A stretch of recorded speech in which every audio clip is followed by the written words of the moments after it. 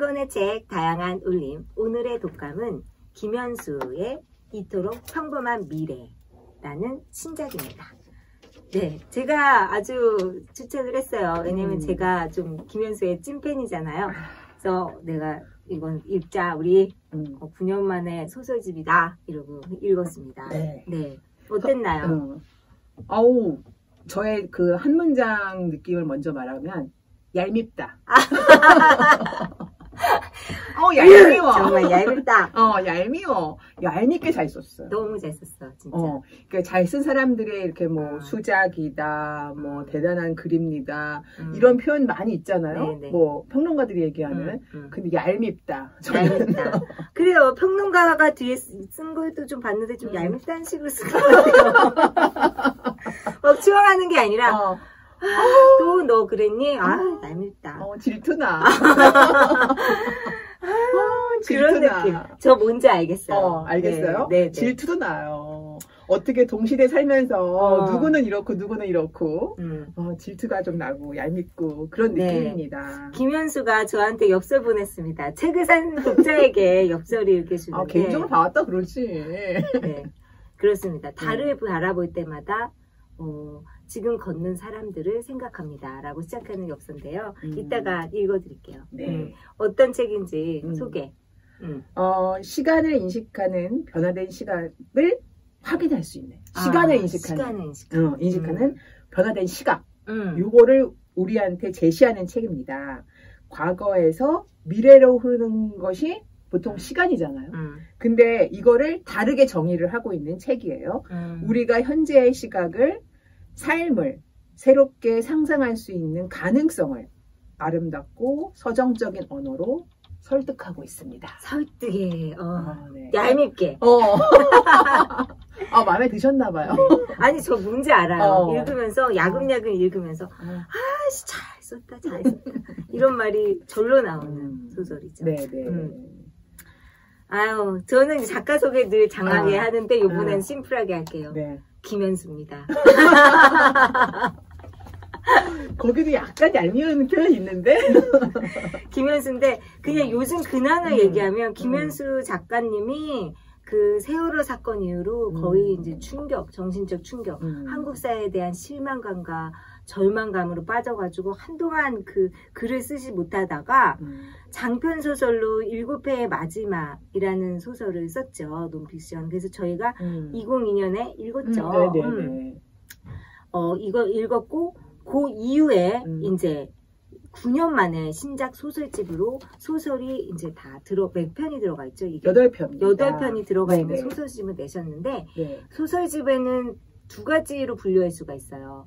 그러니까 그냥 뭐 창비나 여러 가지 그 개간지에 야금야금 출판을 했던 작품을 모아서 한 번에 내는 경우가 있고 이번과 같이 완전 신작을 완전히 다 편집해서 이렇게 출간 신작 소설집으로 내는 경우가 있습니다. 그래서 저는 김현수 작가님이 워낙 거의 절필 수준으로 글을 못 쓴다는 소문을 들어서 옛날에 냈던 걸로 그냥 모았겠지 했어요.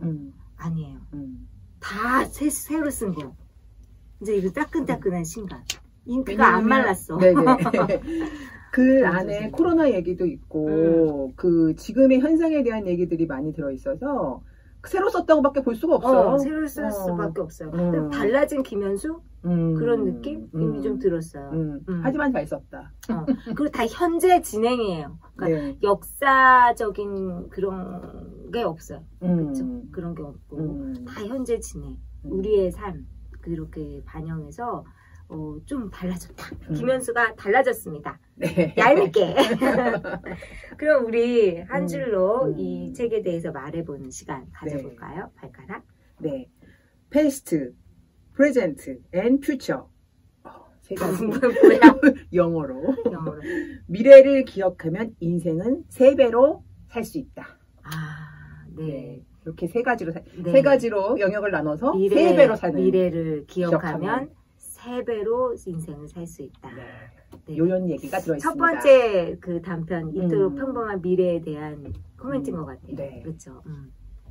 저는 약간 총평으로 그 7회 마지막이라는 거는 픽션인데도 굉장히 백석이 그렸기 때문에 논픽션 같았다면 이 이토록 평범한 미래 소설집은 다 픽션인데도 왠지 논픽션 같은 진정성 내지는 공감 그 이상한 현재감 이런 것들이 좀 남아있었고 전체적으로 얘기를 딱 읽고 난 느낌은 희망으로 방향을 트는 이야기 그 지점에 대한 이야기 그런 게 있고 김현수 작가님이 워낙 힘들었다라는 그런 걸 베이스로 깔고 말하자면 희망을 이야기해주는 가을의 소리 같은 느낌이 들었어요. 지금 얘기하면 점점 이 말이 이렇게 커지는 느낌이에요. 그러니까 아니 계절로 말하면 가을인데 굉장히 희망적이다. 느낌이 이게 약간 대비되면서 시간적인 것도 있고. 그 가을 괜찮았어요. 가을 괜찮았어요. 가을의 소리. 가을 소리. 네. 그렇습니다. 희망은 왠지 사람들이 다 봄을 얘기하잖아요. 그렇죠. 네. 저희 엄마가 그 소설이 아니라 수필을 쓰셨잖아요. 네네네. 그 수필 집에 제가 되게 좋아하는 표현이 있는데 나는 꿈을 꿈꾸는 그러니까 꿈을 꿈꾸는 봄의 소리가 되고 싶다.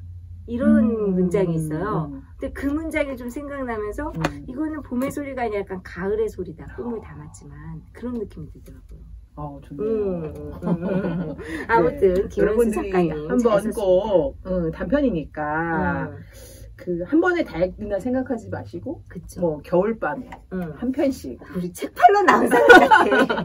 아니 공감하고 싶어서 많은 사람들과 이야기를 공감하고 싶은 이 본능을 일으키는 송년 때 제가 동창 만날 때 이 책 한 권씩 선물해 줄 계획이거든요. 누구한테 선물해도 과하지 않다. 왜 나한테 이런 걸 먹여? 뭐 이런 느낌 있잖아요. 배불러? 왜 나한테 취향을 먹여? 막 이런 느낌이 아니라 그냥 내가 선물 받아서 누구 줘도 괜찮은 선물, 책 선물 괜찮은 것 같습니다. 네. 김현수 작가님, 저희 이렇게 열심히 홍보하고 있어요. 좋은 걸 또 쓰셔야 돼요. 네. 진짜로. 네, 그렇습니다. 그러면 어떤 이제 편부터 이게 다 얘기할 수는 없으니까 발가락이 좋았던 것부터 좀 얘기를 시작해볼까요? 대표적인 이토록 평범한 미래는 얘기를 해야 되겠죠? 그쵸. 네, 그 간략하게 얘기를 하면 이 8편에는 항상 두 가지 얘기가 들어있어요. 두 가지 얘기가 이렇게 맞물렸다고 그래야 되나? 맞아. 어딘가 접점이 있어서 그 얘기를 또 해가는. 근데 그게 현재와 과거에 대한 이야기. 그래서 극장 형식. 네, 그렇죠. 그래가지고 이토록 평범한 미래에는 현재를 살아가는 사람이 과거를 회상합니다. 근데 이제 과거에 지금 얘기를 이제 다 얘기를 하자면 지금의 부인과 초창기 만났을 때 그때의 이야기를 하면서 지금을 풀어나가는 그런 형식이에요. 지금의 부인이 지민이입니다. 지민이가 대학교 1학년 때인가? 대학교 때, 어쨌든, 이제 만나게 됐어요. 이 주인공을 만나게 됐는데, 남자친구가 출판사에 외삼촌이 근무한다는 얘기를 듣고, 나 부탁 하나 해도 돼? 어떤 부탁해? 뭐든지 해. 그랬더니 좋아하니까 뭐든지 해. 내가 데려갈게 거기. 그래서 그 출판사에 여자친구랑 같이 이제 방문을 했는데 미리 얘기는 안 했나 봐요. 뭘 물어볼지.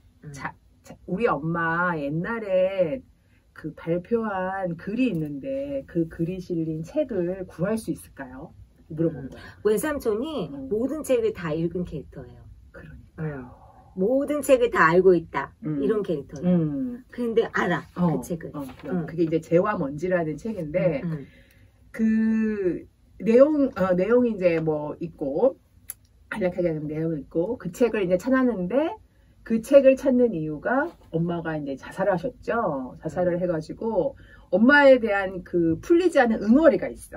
그래서 이제 그걸 읽어보고 엄마에 대한 좀 이해를 하고 싶고 그리고 나는 그 책을 읽고인지 뭐 알아보고 난 다음에 남자친구랑 동반자살할 거예요. 네, 뜬금없이. 그런 얘기를 했을 때 이 외삼촌이 그냥 너 제정신이야 이렇게 얘기하지 않으시고 밥 먹으러 가자. 그렇죠. 동반 자살이라는 말이 뜬금없는지 알았는데 알고 봤더니 이 재와 먼지라는 그 소설에서 두 커플이 이제 너무 사랑하는데 끝이 보이지 않아서 자살을 하죠. 근데 자살을 했는데 시간이 이제 처음 만났던 그 순간으로 미래가 이제 다시 과거로 가는 삶을 또 살게 되는 거예요. 그러니까 내가 발가락이랑 사귀어가지고 25살에 동반 자살했단 말이지. 네. 동반 자살하고 그러면 끝이잖아. 네. 근데 그게 아니라 계속 잘 살았다면 80까지 잘 살았다면이라는 그 미래에서부터 거슬러 올라가가지고 25세까지 가는 그 두 번째 삶을 또 경험하게 해주는 거죠. 그래서 또 죽느냐 그게 아니라 그 다음에 25세부터 다시 그 해피엔딩 이제 엔딩까지 80까지 사는 세 번째 삶을 살게 된다는 그런 내용의 소설책이었던 거예요. 근데 이제 이 책 얘기 중에서 제가 그 요즘에 타임슬립 뭐 이렇게 해가지고 타임루프 뭐 이런 이야기들이 되게 많잖아요. 과거와 현재를 막 왔다 갔다 하는 그런 얘기가 처음엔 되게 좀 약간 신기했는데 지금은 너무 많아지니까 뭐 또 그런 얘기네 이렇게 했는데 여기서 또 어떤 지점은 뭐가 있었냐면 다시 과거에부터 살아가는데 내가 우리 둘만의 미래만 바꿀 수 있어. 이 사회 현상에 대한 미래는 바꿀 수 없지만 둘만에 대한 미래를 바꿔서 미래가 조금 더 내가 알고 있는 미래보다 행복할 수 있게 요거를 지향할 수 있다는 게 좀 재밌었어요. 어바웃 타임 같기도 하고요. 그렇죠. 그러니까 너무 요즘 그런 얘기가 많은데 네 그런 얘기를 이제 썼다는 걸 알려주면서 사실은 이 외삼촌이 하고 싶었던 얘기는 너가 동반 자살할 필요가 없어.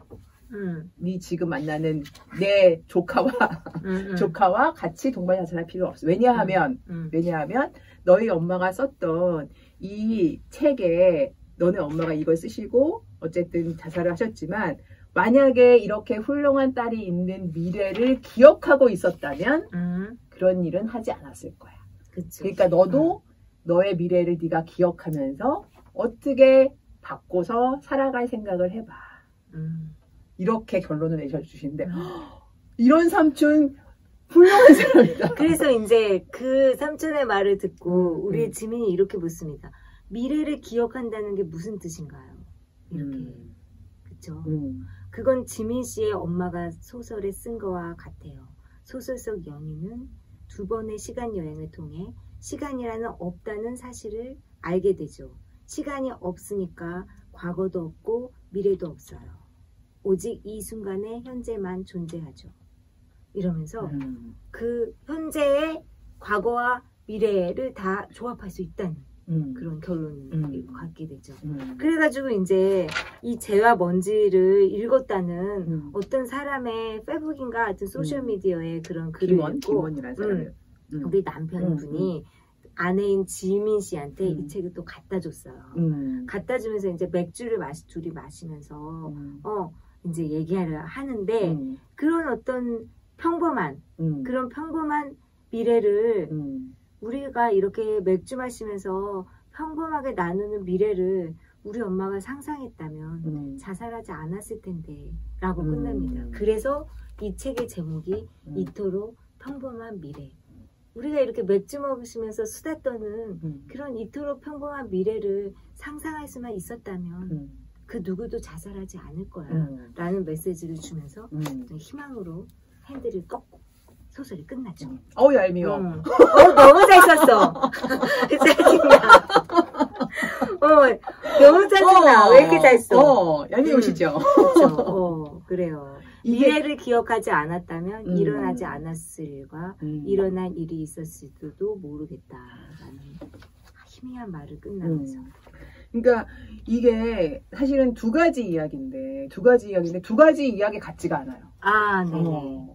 정말로 이 이야기를 읽고 나면 미래를 기억하고 있구나. 그게 설득이 되면서 시간이라는 거는 사람이 이렇게 생각할 수 있는 거를 우리가 누구에 의해서 어떻게 됐는지 과거, 현재, 미래야.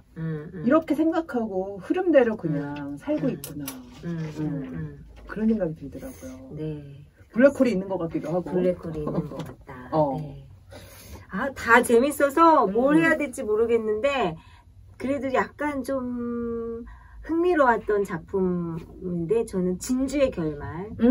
약간 김현수가 이런 것도 쓰나? 약간 장르 소설 같기도 하고 요즘 유행하는 그런 소설 같기도 한데 유진주라는 이게 진주가 유진주의 결말입니다. 근데 여기에서 이제 주인공 남자가 정신과 의사예요. 정신과 의사고 뭐 그것이 알고 싶땡 같은 프로그램의 사건을 약간 취재해가지고 범죄 심리학자. 범죄 심리학자고 그런 그것이 알고 싶땡 이런 프로그램에서 많이 인터뷰를 하는 근데 그래서 그런 사건을 다루는 요즘 그런 프로그램들이 많잖아요. 프로파일러 같은 느낌. 그런 프로그램에서 항상 찾아가서 이제 이렇게 인터뷰를 해서 범죄 심리자에서 얘기를 하는데 그 범죄자가 이제 유진주라는 여성입니다. 이 유진주라는 여성은 아주 착해서 남이 봤을 때는 치매에 걸린 아빠를 아주 극진히 모시는 그런 여성이었는데 아빠를 이제 죽였다는 왜냐하면 아빠가 받고 있습니다. 여기 이제 갈비뼈가 부러지고 뭐 안에 이제 출혈이 있어서 병원에 실려왔어요. 그랬는데 이 집안에는 이 딸과 아빠밖에 없었는데 그러면 딸이 아빠를 폭행한 거 아니냐. 그쵸. 그래가지고 그 의사가 신고를 했어요. 그리고 이웃 사람들의 증언이 아빠가 병세가 되게 악화됐는데 딸의 표정이 점점 밝아지고 있습니다. 자, 이웃들도 얄궂어요. 그러니까 남의 불행을 뭔가를 계획하고 있지 않은 그런 표정 안 나온다. 막 이렇게 얘기한 거죠. 그리고 점입가경으로 이 유진주 씨가 자기가 살던 집을 나 구속영장이 있어서 다 이제 뭐 검사도 받았는데 그 집을 방화를 했어요. 그래서 불태웠어. 그러니까 이거는 더 이상한 거지. 그러니까 어쨌든 그 살인 사건인지 아닌지를 조사하고 있는 와중에 결론이 안 났는데 방화를 하고 어딘가로 사라졌어요. 네, 사라졌는데 제주도에 갔어요. 제주도에 뭐 펜션에 갔어요. 근데 그 제주도에 이제 펜션에 간 것도 알고 봤더니 이유가 있었죠. 나중에 밝혀지죠. 그래서 이제 제주도 펜션에 있다고 이 범죄 심리학자한테 메일을 보냈습니다. 그 이제 다 궁금해하고 있었는데 그래서 메일을 보내면서 나를 이해하고 있는 사람, 너 나 방송에서 말하는 거 봤는데 그 사건의 결말력 프로예요. 봤는데 너가 날 이해하고 있는 것 같아. 그러니까 너는 나를 이해한다고 인터뷰를 잔뜩 했는데 그 사실은 모두 다 틀렸고 네가 나를 이해한다고 너 자신을 이해하고 있었어. 완전 이렇게 쓴 거예요. 그러면서 여기 이제 우리 꾸미가 처음에 김현수 작가가 넣어놨던 엽서에 나온 글을 여기에 나옵니다. 이 글을 좀 읽어보겠습니다. 달을 바라볼 때마다 지금 걷는 사람들을 생각해요. 언제나 중요한 것은 지금 이 순간 우리가 하는 일입니다. 우리가 달까지 걸어갈 수는 없겠지만 달까지 걸어가는 사람인 양 걸어갈 수는 있습니다. 지금 이 순간 달까지 걸어가는 사람인 양 걷는 사람의 발은 달에 닿아 있습니다. 이 말을 한 거예요. 정신과 의사가 유튜버 자기 채널에서. 그래서 유진주 씨가 이제 팬이 된 거죠. 그래서 이제 인터뷰도 하고 약간 이제 관계를 가졌는데 알고 봤더니 너 호당이었다. 이런 식으로 메일을 보내서 빡친 거죠. 말하자면 우리 주인공이. 그래서 이제 나를 찾아와라.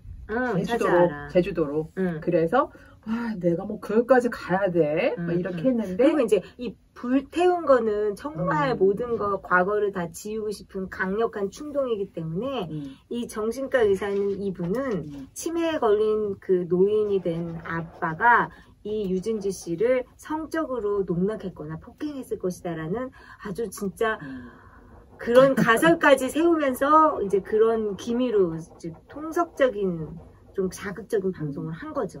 거기에 이제 유진주 씨가 더 이제 열폭을 한 거고요. 만나러 와라. 오트만 와봐. 뭐 이렇게 된 겁니다. 네. 그래서 만났어요. 만났어요. 만났는데 무슨 거길 가. 바람의 박물관은. 그래서 바람의 박물관은 6개월 전인가? 몇 년 전에 아주 예약해야 돼. 프라이빗 한 곳에 있는 곳이고, 옛날에 무슨 풍림 호텔이 허물어지고 그 안에 이제 어떤 일본인이 와가지고 호텔을 지었는데 거기에 바람의 미술관이 있다. 박물관이 있다. 그래서 이제 거기를 간다라는 거죠.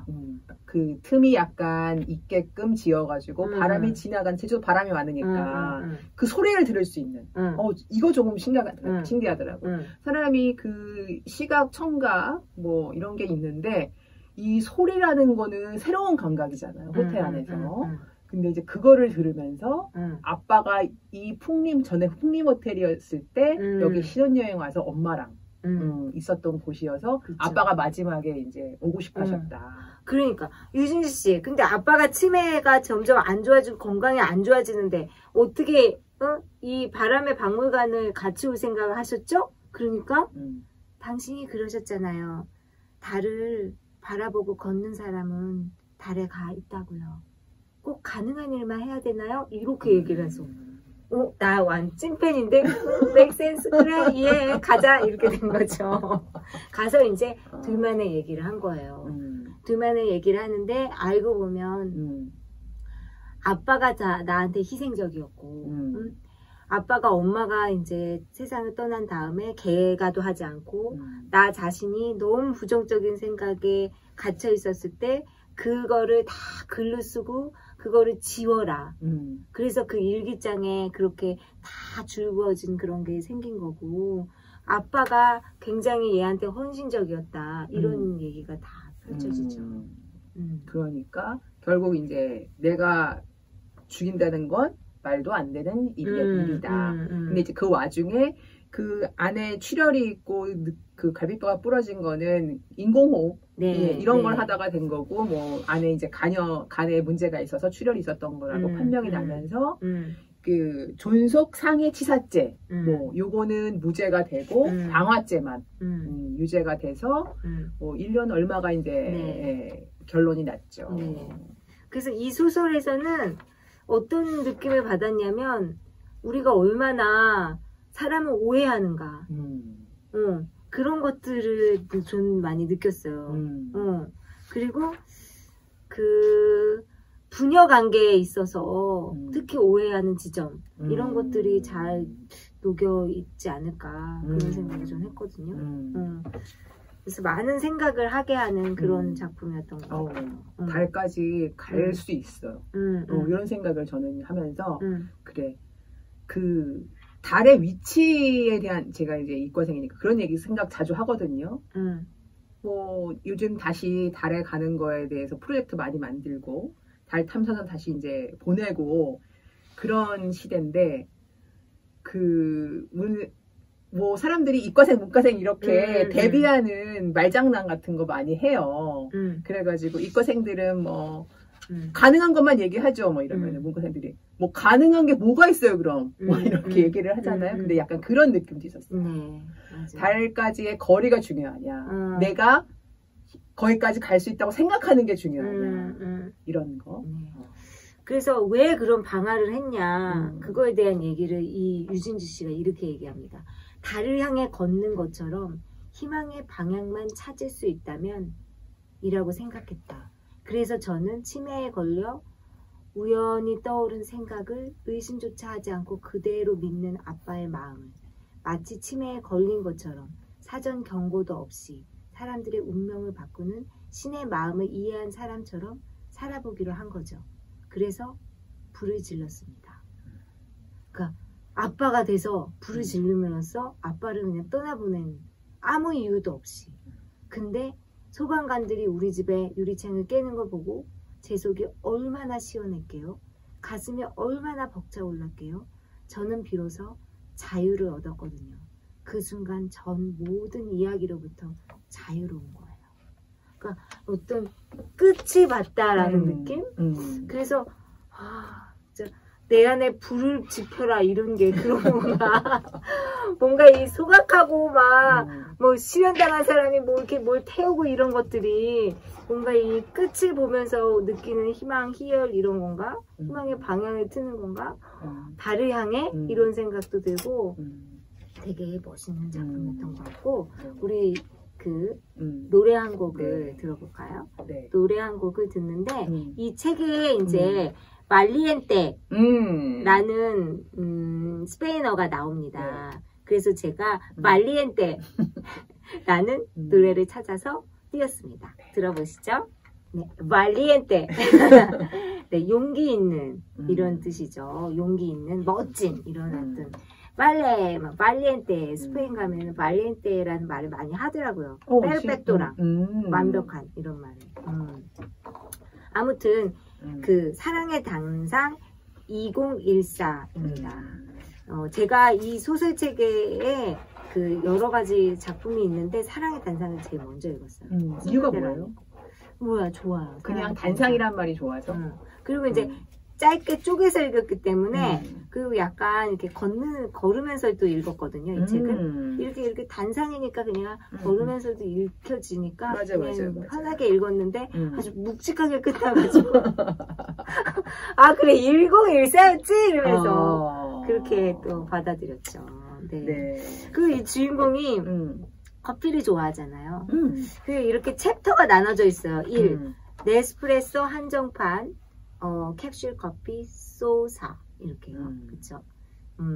작은 역사? 작은 역사 이렇게 소사 그죠?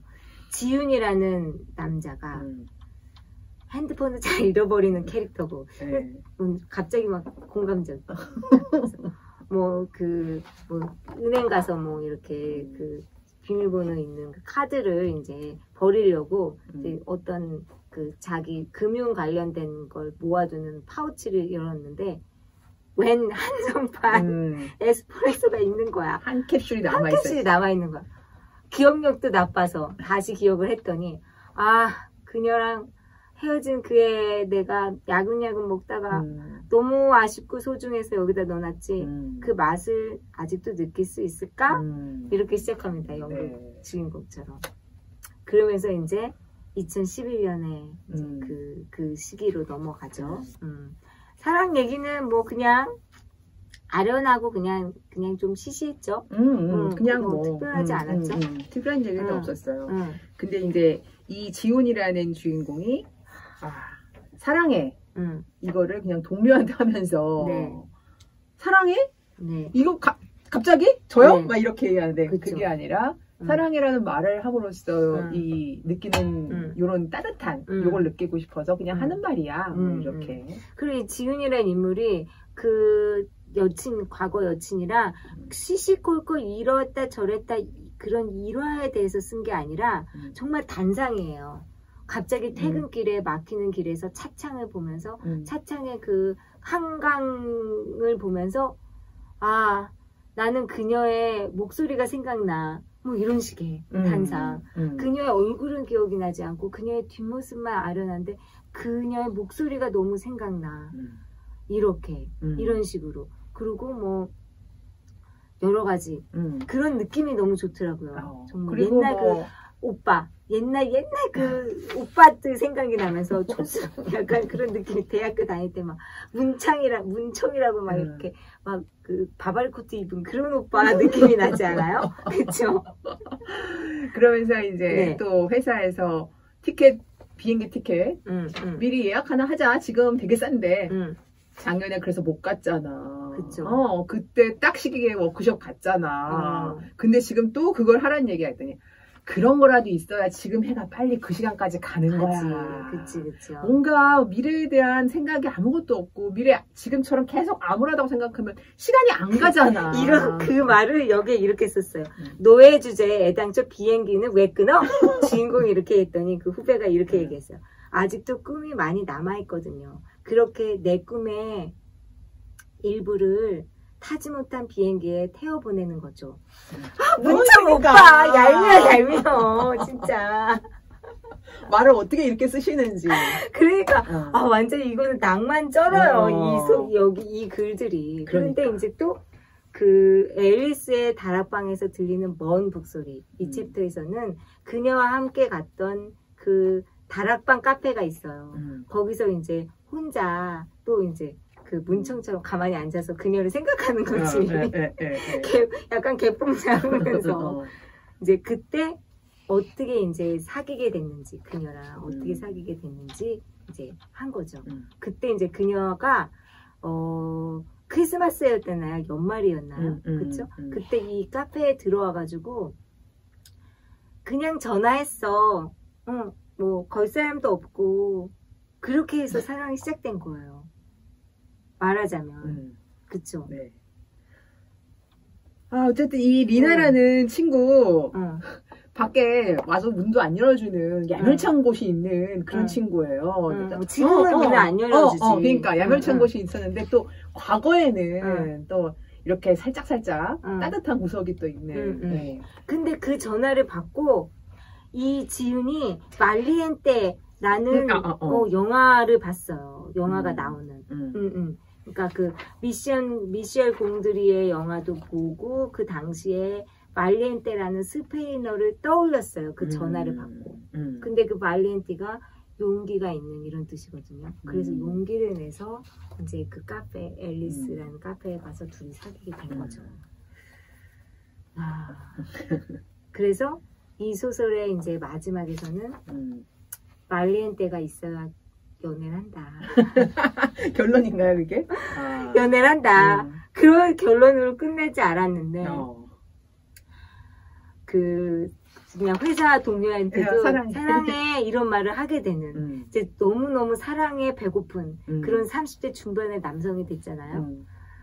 그래서, 사랑해라는 말을 사람들은 어떻게 쓰지? 라고 그냥 인터넷 검색을 한 거야. 그랬더니, 남들이 말하는 사랑의 단상이 딱 하고 인터넷에 나왔는데 그 사랑의 단상이 그 세월호의 희생자나 아니면 관련된 사람들의 그 메시지를 보면서 갑자기 이 개인의 사랑이 줌아웃으로 돼가지고 갑자기 전 유니버스의 사랑으로 줌아웃이 딱 풀샷으로 되면서 이 소설이 끝나가지고 한 방 또 맞았다 김연사한테. 그러면서 이제 그쵸? 이분은 이렇게 얘기를 했죠. 그 기사들은 그렇지 않다고 말하고 있었다. 한 번 시작한 사랑은 영원히 끝나지 않는다고. 그러니 어떤 사람도 빈 나무일 수는 없다고. 다만 사람은 잊어버린다고. 다만 잊어버릴 뿐이니 기억해야 한다고. 거기에 사랑이 있었다는 사실을 기억할 때 영원히 사랑할 수 있다고. 그래요. 기억해야 된다. 기억. 발가락이 아까 얘기했던 것처럼 네. 기억이 중요한 포인트. 미래도 기억할 게 많아졌어요. 미래도 기억해야 되는데 거기에 사랑이 있었다는 걸 기억해야 된다. 그 사람은 제가 이제 요즘에 갈등이 많잖아요. 사실은 우리가 사람은 사랑해도 매 순간에 사랑할 수는 없는 것처럼. 그래서 갈등이 생기는데 사실 기억을 하고 있다면 그 갈등을 해결할 수도 있고 해소할 수도 있어요. 근데 그거를 못하고 매일매일을 살고 있죠. 근데 이제 요처럼 사랑이 있었다는 걸 기억한다면. 기억 카드를 많이 써야겠네요. 힘들 때마다. 그래, 잘해준 거 기억하자. 꺼내 써야겠네. 써야겠네. 그러니까. 그러면 못 해결할 일이 없을 것 같다. 아니, 우리 엄마가 그러더라고요. 나 밉고 그럴 때, 나 옛날에 그냥 어렸을 때 재롱 피우고 이런 거 그냥 그런 거 생각한다고. 근데 거기서 나오잖아요. 그 나의 해방일지에서 그 엄마가 그 아이들 어렸을 때 사진을 붙여놓고 그 아들이 친구들이랑 술 처먹고 막 미운 짓 할 때 그 어렸을 때 사진 보면서 그래 네가 너지 같은 사람 맞지 이러잖아요. 그런 기억. 그래서 저 그 얘기하면서 사람들이 그 얘기하는 거 들었어요. 그래서 엄마들의 푸사에 아기 때 사진이 그렇게 많대요. 맞아요. 자꾸 보려고. 그럼 큰 사랑이 필요해요. 큰 사랑이 필요해요. 네. 큰 사랑이 필요하다라는 결론인가요? 네. 나 너무 깜짝 놀랐어. 그래서 제가 여기에 이렇게 썼어요. 낭만에서 한숨으로 끝이 나네. 이 소설은 이렇게 썼어요. 맞습니다. 네, 한숨으로 끝이 납니다. 그래서 이제 맨 마지막으로 가봅시다. 맨 마지막에는 그 제목이 다시 2100년에 바르바라에게라는 제목이에요. 이거를 발가락이 고르셨군요. 네. 저는 또 안 고를 줄 알았는데, 네, 이 소설 좋았어요. 네, 왜냐하면 제가 얘기한 3번의 인생을 살 수 있는 그 얘기에 대한 게 이 마지막 할아버지의 멘트에 나오거든요. 이 할아버지 어떻게 할 거야? 폴 오스터 달의 궁전에 나왔던 그 할아버지 생각나요. 그 할아버지 아니야? 같은 할아버지죠. 같은 할아버지야. 환생한 거야. 아니, 딱 폴 오스터였어요. 정말 이 폴 오스터의 달의 궁전이었어요. 이 소설은 그 감수성이. 아무 맥락 없이 거 다 알고 있는 그 아저씨 있잖아요. 막 뿌렸던 아저씨. 그러니까 아무 맥락 없이 이 얘기 페이지 한번 들어보세요. 이 할아버지가 어떤 할아버지인지 딱 알 수 있습니다. 바로 그거야. 정신의 삶은 자기 자신으로부터도 멀어지는 고독의 삶을 뜻하지. 개별성에서 멀어진 뒤에 우리가 발견하는 것은 우리의 정신은 얼마나 서로 겹쳐져 있다는 거야. 시간적으로도 겹쳐져 있고 공간적으로도 겹쳐 있지. 그렇기 때문에 육체의 삶이 끝나고 난 뒤에도 정신의 삶은 조금 더 지속된다네. 우리가 육체로 80년을 산다면 정신으로는 과거로 80년, 미래로 80년을 더 살 수 있다네. 아우, 정말. 그러므로 우리 정신의 삶은 240년에 걸쳐 이어진다고 말할 수 있지. 240년을 경험한다면 누구라도 미래를 낙관할 수밖에 없을 거야. 그러니까 제가 이제 이게 맨 마지막에 이 소설을 배치한 이유를 딱 알 수 있어요. 여기 맨 처음에 생각한 인생이 시간을 어떻게 배치하느냐에 대한 얘기, 화두를 던졌다면 마지막에 그래 인생을 이렇게 길게 살 수 있어 이러고 정리를 해줬다고 생각합니다. 너무 좋은 해석이십니다.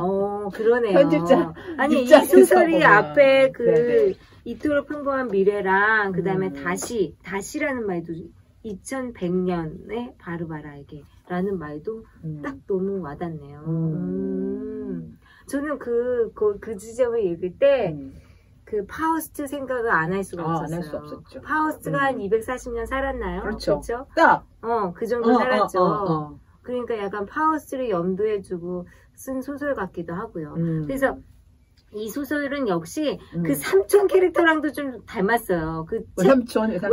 책 많이 읽었던 그 삼촌이 늙어서 이 할아버지 캐릭터가 된 거야. 근데 이 할아버지는 북한에서 태어나셨어요. 북한에서 태어나셔가지고 그때 이제 그러니까 신부님이 되려고 수도원에서 살고 계시다가 그 북한 공산당이 뭐 종교를 아편이로 생각했으니 그렇죠. 완전 탄압했잖아요. 그래서 자기가 모시던 그 신부님이 이렇게 그 순교하시고 그런 걸 보고 너무 이제 슬픔에 이제 나오고 나서 이제 남한으로 오게 돼서 이제 그래도 책을 쓰시면서 그렇게 사셨던 양반입니다.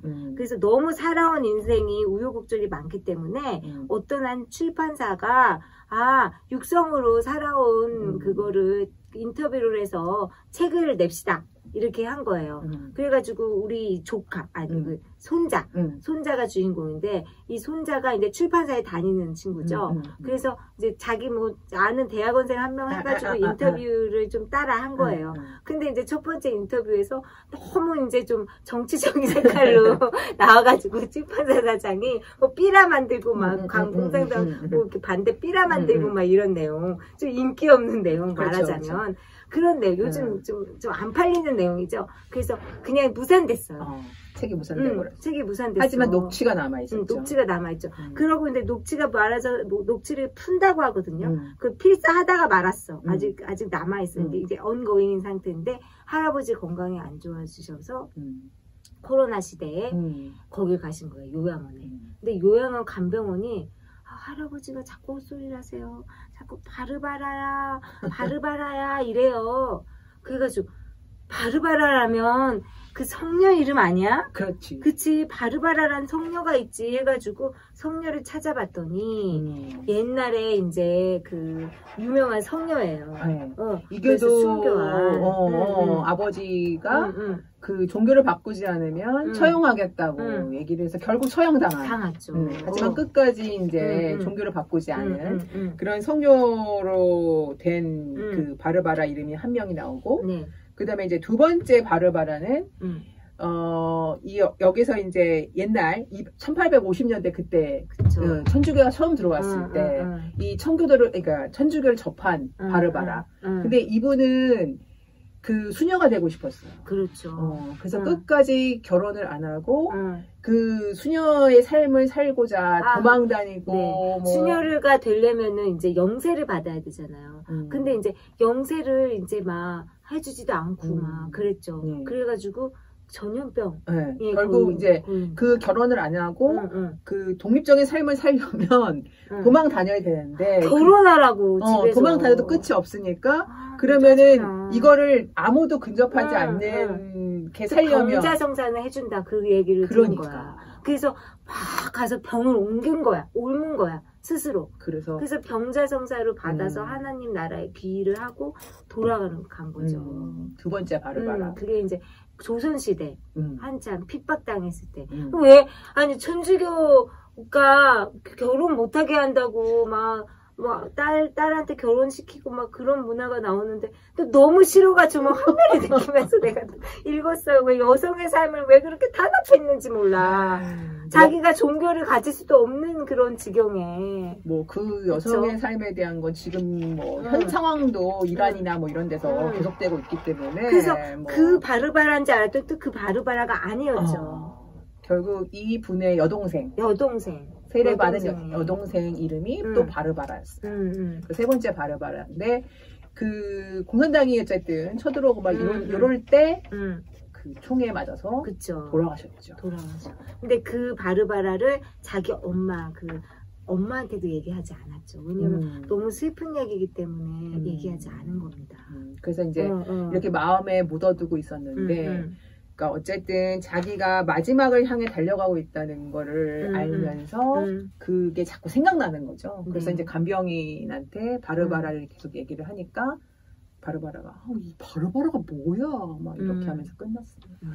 어쨌든 그 바르바라를 죽였던 그 범인을 또 우연히 만나는 또 그런 북한에서 이제 저지른 일이잖아요. 근데 남한에서 만나는 그런데 그것도 그렇게 내가 240년을 사는 그러니까 장시간적인 안목으로 또 용서하는 그런 얘기까지 나오죠. 그래서 우리가 정말 이렇게 근시안적으로 일일비하면서 살면 안 되겠다. 그런 것도 많이 느낀 그런 거였던 것 같아요. 얄미워, 그쵸? 그래서 마지막 우리 문장을 읽어볼까요? 그때 할아버지는 미래를 우리를 생각했던 것이리라. 그죠? 그 남자를 이제 용서한 거, 살인자를 용서한 거는 미래의 우리를 생각했던 것이리라. 아마도 그랬으리라. 그렇게 기차는 3시간을 달렸고 할아버지는 대구에서 내렸다. 그러니까 그 살인자가 기차간에서 본 거야. 근데 이제 그거를 미래를 상상하면서 미래 내가 이 사람과 어떻게 분란을 일으키면 우리 가족의 미래가 어떻게 되겠어? 그래서 용서한 거죠. 그러니까 이 미래를 상정하고 거꾸로 환원하는 그런 생각이 용서하게 만들 것 같긴 해요. 뭐 이런 뭐해. 그래서 이토록 평범한 미래를 꿈꾸면서 우리 그 현재의 힘든 점을 다 끝날 거야 라는 마음으로 살아가자. 여러분 그러면 2022년도 잘 마무리하시고 새해에 만나요. 안녕.